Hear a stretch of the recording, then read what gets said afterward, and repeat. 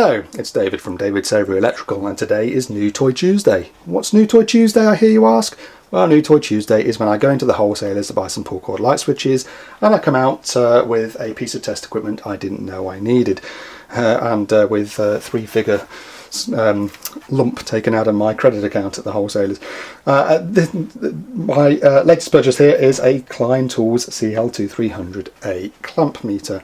What is a clamp meter? Well, a clamp meter will let you place the clamp over a live cable. It will register the size of the electromagnetic field passing through that cable, because passing a current through a cable generates an electromagnetic field. The stronger the field, the higher the current, and it will turn that current into a readable display on the digital in the little digital window here, which is all very well. How have I got on for this long without a clamp meter, I hear you ask? Well, you can probably tell by the array of clamp meters to the right here that this isn't my first clamp meter.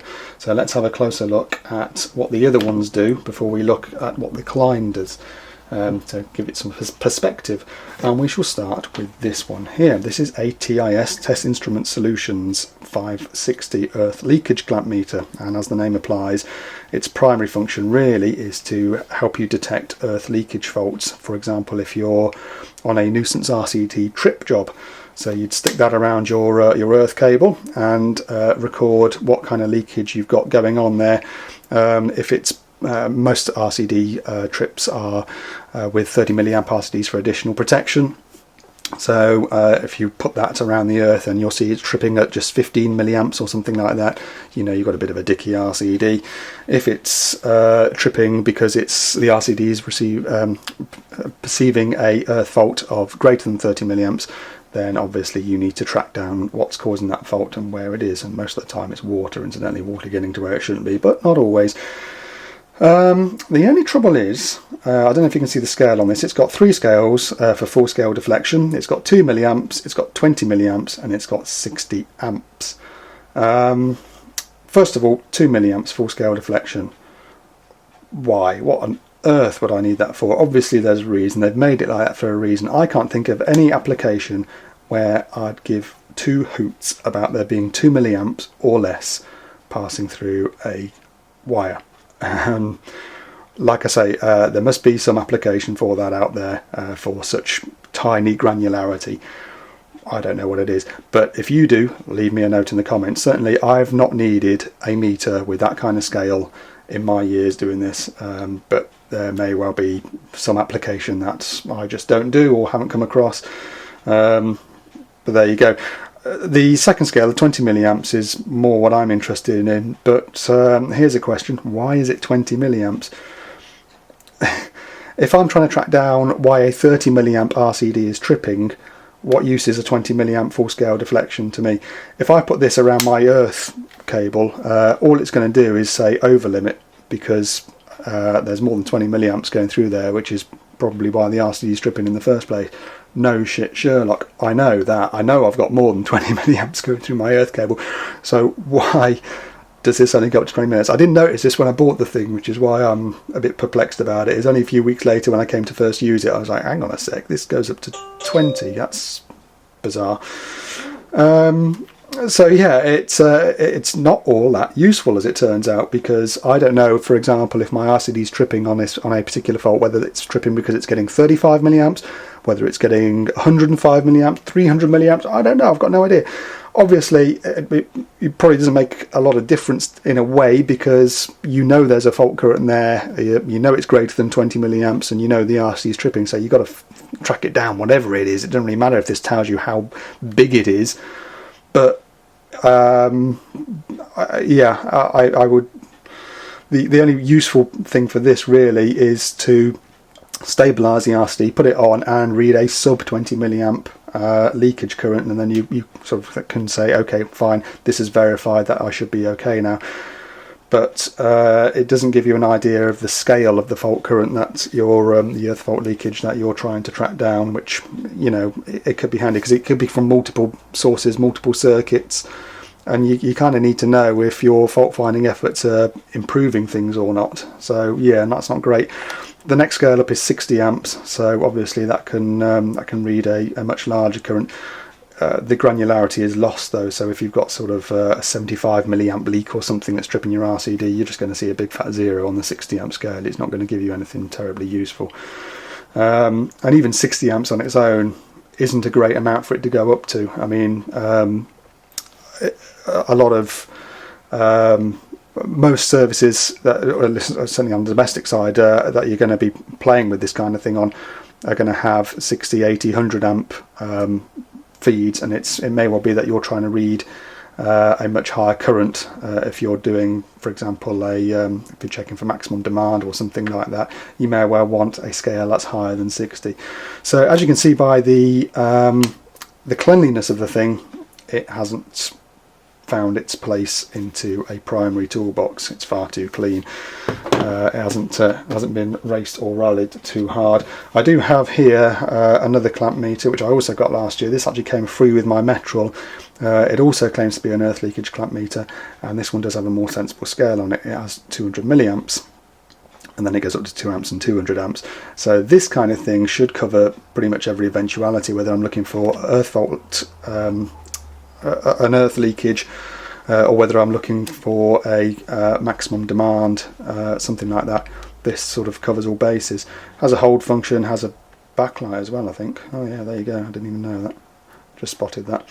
And there we have it doesn't have a min function, but it does have a max function on there, so you can, like I say, record a peak demand or a peak fault current if you leave it on for long enough. The only thing that I don't like with this sort of stuff, this obviously it's branded as Handyman Tech 775. I've seen this branded as other things, and I guess there's a factory in China or something that just bangs these things out, and different companies take them, stick their name on, and off you go.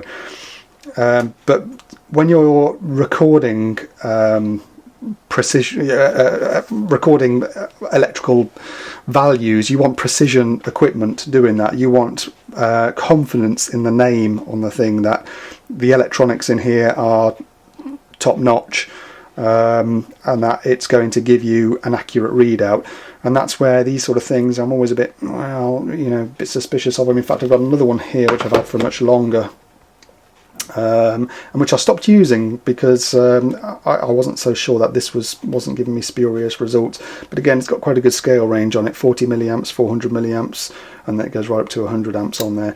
And I mainly use this for earth leakage testing, but I did take it out the toolbox. I can't remember why now. I think there were a few jobs where it was just jumping around a bit too much for my liking. But again, CEM, who are they? No idea. But I've seen this same tester branded in different ways.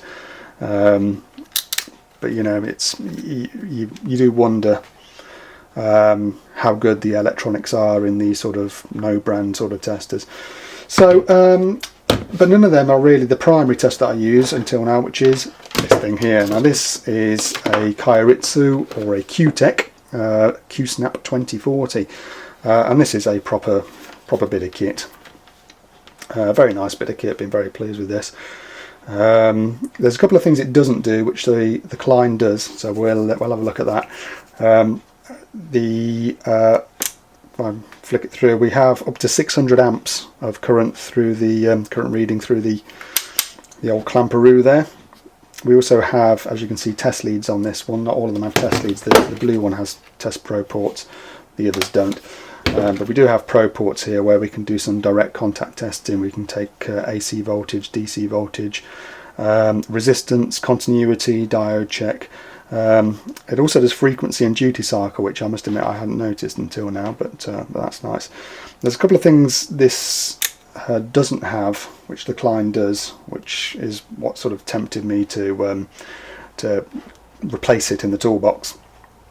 First of all, I would say that it's a three-hand job. If you're trying to put your testers there, you've got to put that somewhere else, and it can all be a bit awkward.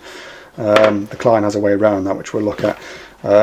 Also, there's no backlight, and again, if you're in a particularly antisocial location, such as someone's understairs cupboard, trying to take a reading off a circuit about something, it can be quite hard to see unless you've got a fourth hand to also hold the torch over the thing.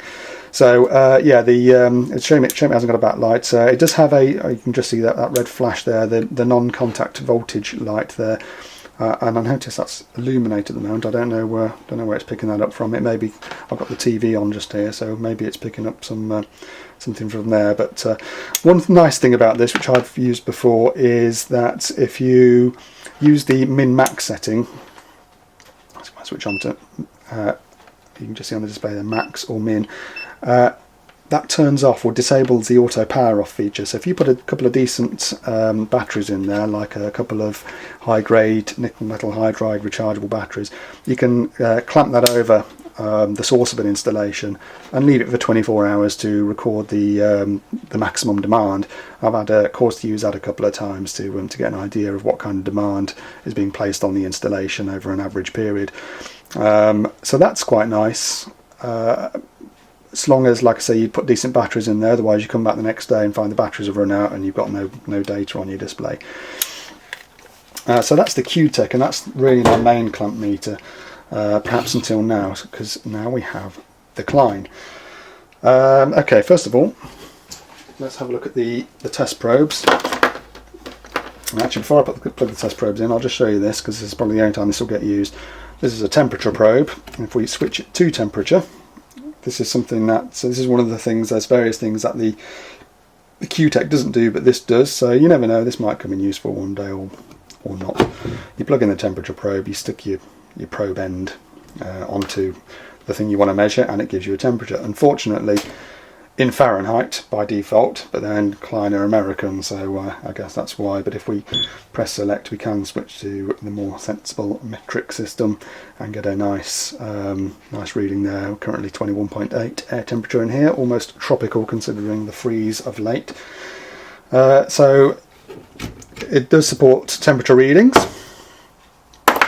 Let's get rid of that and plug our test leads in. Obviously GS38 test leads, you've got about 4mm of exposed probe tip there, but you can remove the end there if you need a bit more, bit of extra probe oomph. And it also, actually, it comes with clips. It's the first clamp meter I've had that comes with clips, so that's nice as well. So you can plug that in there, and there you go. You've got a clippy end. Might use those later. Let's get on the right way around, David. You fool. So I was mentioning about the awkwardness of having to handle the QTech in that you've got to hold the thing as well as applying your probes and potentially getting a torch or some kind of light on the display, or angles to some kind of light on the display so you can read the thing. This has a backlight, which is nice. Let's just flick it on and we can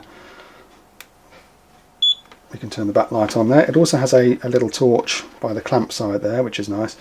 But you can also clip in a probe to one end, so now it's a true two-handed test tool. I do like that. That's a good one. We're on the voltage setting at the moment. So it has this non-contact thing here as well, which, like the QTech, is sort of indicating that it's picking something up at the moment. And it kind of sounds like a dog farting, so I don't suppose that's going to be used much. I'm just going to take these off and shove them into my R2 unit here, just so we can see a voltage reading, 238 volts, and if I hold down select, we can see we have a 50 Hertz frequency, thereabouts, and a 50% duty cycle. Now we're all really bored, I'm sure, of seeing the numbers 240, 50, and 50 again, so let's go and plug this now into something a little bit more interesting. Now, I mentioned that we're all a bit bored of seeing 240 volts and 50 Hertz on the displays of our testers, so I've brought the thing into the office here to look at something a little bit more interesting. And what I have here is a frequency generator connected to my Hewlett-Packard 54200A digitizing oscilloscope. This thing's got to be about 30 years old. I've had it a good few years now. I haven't used it for ages. I'm starting to forget what all the buttons do on it, to be honest. But if I hit the display button here, we can have a look at what the frequency, or what the frequency generator is doing, and we can see that a nice even sine wave is being produced by it at the moment.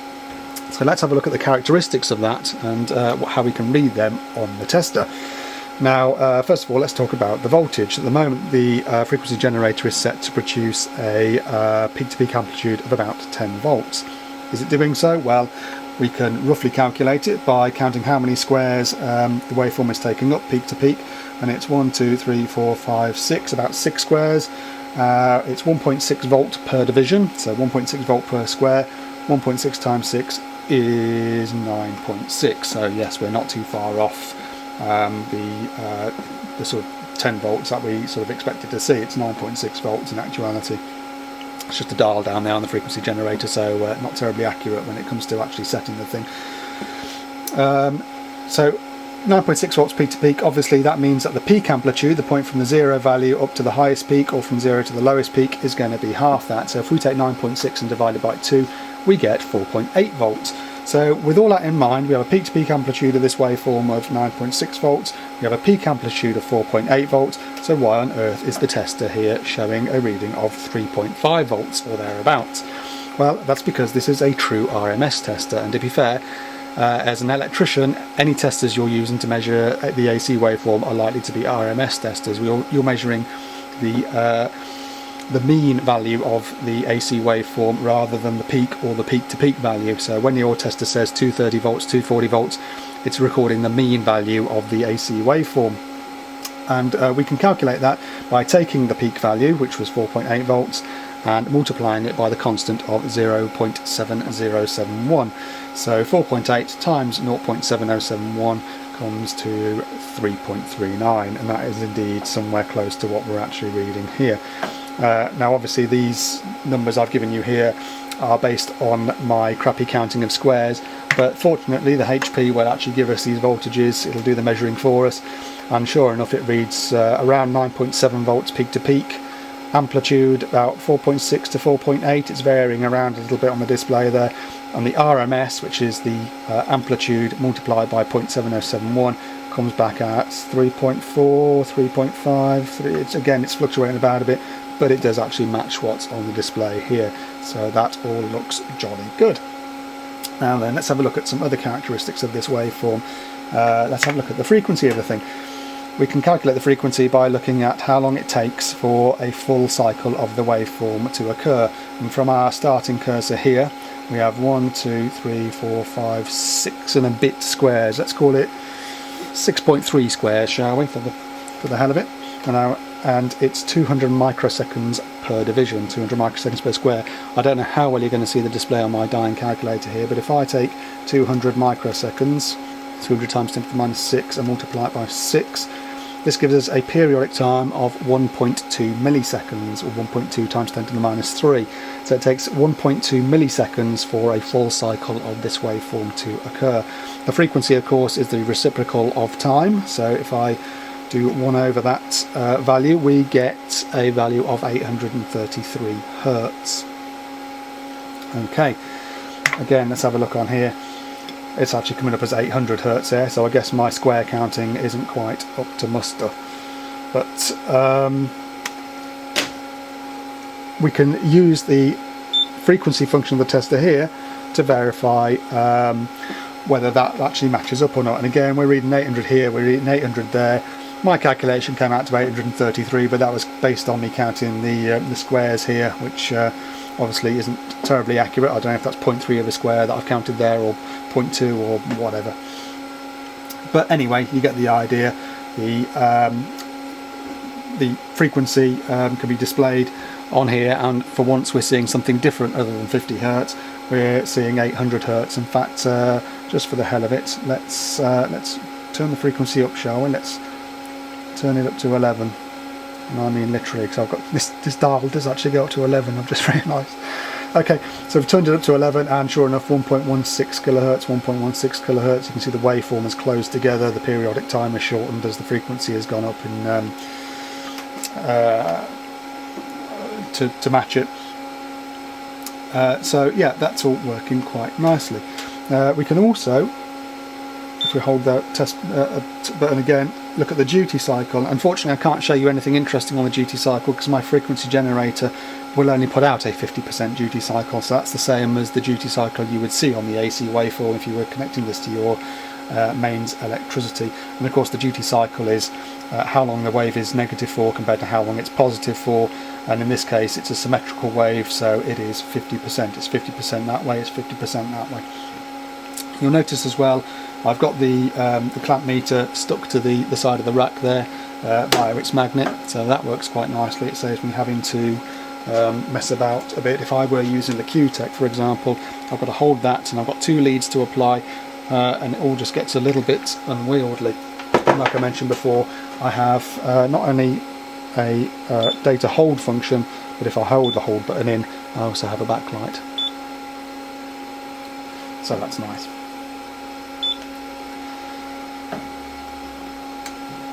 Okay, so there we go, we've looked at something a little bit different there, altered some frequencies, got something different out of it than what you would ordinarily see if you just connected it to your AC mains. Okay, so that's AC voltage. Of course it does do DC voltage as well, and if we push the select button it will change the display to show a DC symbol instead of an AC symbol at the side there. It also tells you when the auto power off is active. It's got APO written in the corner there, and again if we switch on the max min function like we did on the Q-Tech, it actually disables the auto power off. So if your batteries are good, you can leave that on for on an installation to take a maximum or a minimum reading over time, which is nice. Okay, let's switch to something other than voltage, and we're going to go to resistance, which is also the diode test and the continuity function. Now what I'm going to do, let's find some resistors, shall we? Here we go, some 10k resistors. Obviously it's auto ranging, although you can use the range button to change the scale reading. There we go, 9.99k. Go for something a lot lower. There we go, got some 100 ohm ones here.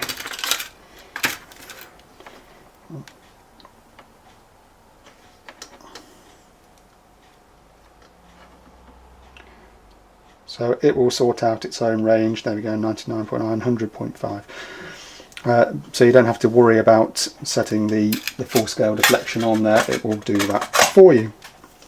If we press the select button, we're now in continuity mode, and good loud beep if you're using that to buzz out some wiring. And of course finally there's the ubiquitous diode mode. Now where have I put my diodes? I moved the office around and now I can't find anything. Here we go. There's a load of diodes. Let's pick a standard diode. If we put it around so that the red terminal is on the anode, we get 0.5 volt. And if we swap that around, we get over limit. So that shows that the diode is working. The current is flowing through from anode to cathode as it should be, and we're getting just under the 0.6 volt drop that we expect to see there. And if we reverse the polarity, then we know that the diode is blocking the current as it should be, and we're getting nothing at all. So that's the diode function. Unless you're into electronics, you probably don't use that one too much. We also have on this one, which is again one of the things that attracted me to it, we have capacitance. Let's find some capacitors, shall we? The reason I was interested in capacitance is because we had a job a couple of months ago where we had problems with a motor, and it was the motor run capacitor had failed. But none of my meters on site would measure capacitance, so we had no means of testing it without going back to base. This is a what is this one? 1.8 microfarads. We're getting about 1.6 microfarads. Again, it's auto ranging. Now then, I will. What's the biggest one I got here? 4,700 microfarads. Obviously this one is electrolytic, so it's polarity sensitive, so let's get those the right way around. Now, it does say in the manual that it may take up to 60 seconds to figure out the size of a large capacitor, so this could be a really boring bit of the demonstration here as we wait for it to come back and tell me whether this capacitor is indeed somewhere near 4,700 microfarads. Hope you've got a cup of tea. Nice weather today, incidentally. It's brightening up over here after the snow of late.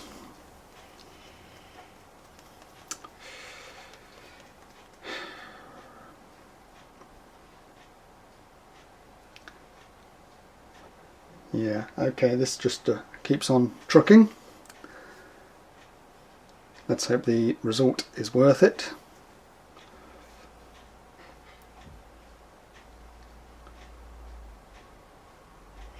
I suppose I could sort of edit this bit out. There we go. So yes, our 4,700 microfarad capacitor is indeed somewhere near 4,700 microfarads. Not bad for a capacitor that's probably been sat in the drawer for the past 30 years. I don't get to play with big capacitors very much these days. So that's the capacitance function. I don't know what it goes down to. It has got nanofarads on the display there at the moment. So what have I got here that's small? Let's what's this thing here? 0.047.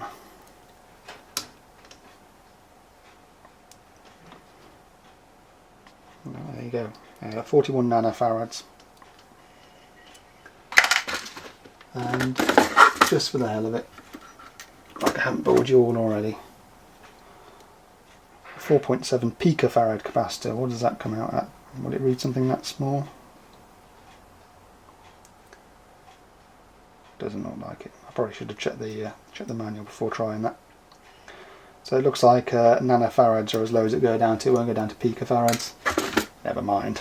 I'm not going to be testing any picofarad capacitors anytime soon.